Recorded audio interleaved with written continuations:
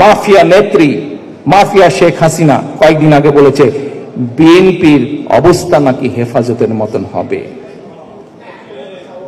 আজ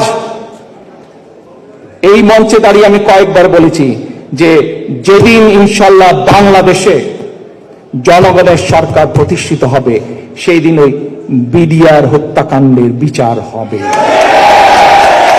আজ শেখ হাসিনা স্বীকার করে নিল যে হেফাজতে যে মানুষগুলোকে সেদিন হত্যা করা হয়েছিল সেই হত্যার নির্দেশদাতা সে। কাজে আজ এই মানুষগুলো আপনাদের সকলের সামনে আমি বলতে চাই, এই হেফাজতের মানুষগুলোকে হত্যার বিচারের দায় শেখ হাসিনাকে নিতে হবে। প্রিয় ভাই বোনেরা, দুদিন আগে এই মাফিয়া নেত্রী শেখ হাসিনা আরেকটি কথা বলেছে।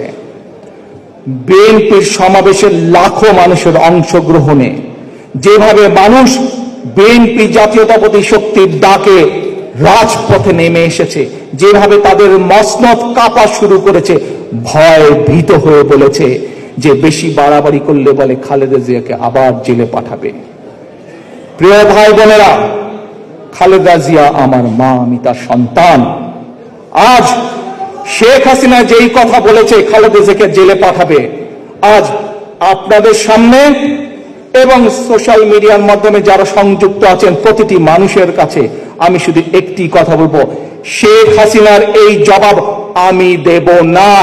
শেখ হাসিনার এই জবাব আমি বিশ্বাস করি দেশনেত্রী খালেদা জিয়া হচ্ছেন গণতন্ত্রের নেত্রী, বাংলাদেশের সাধারণ মানুষের নেত্রী।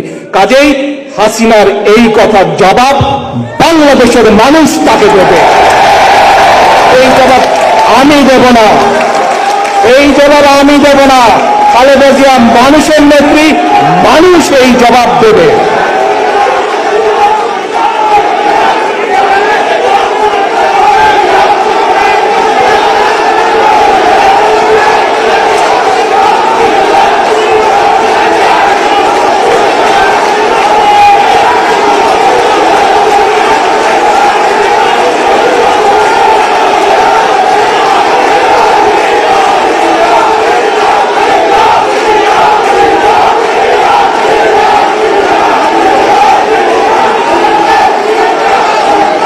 ষড়যন্ত্রকারীরা হচ্ছে বাংলাদেশের বিপক্ষ শক্তি।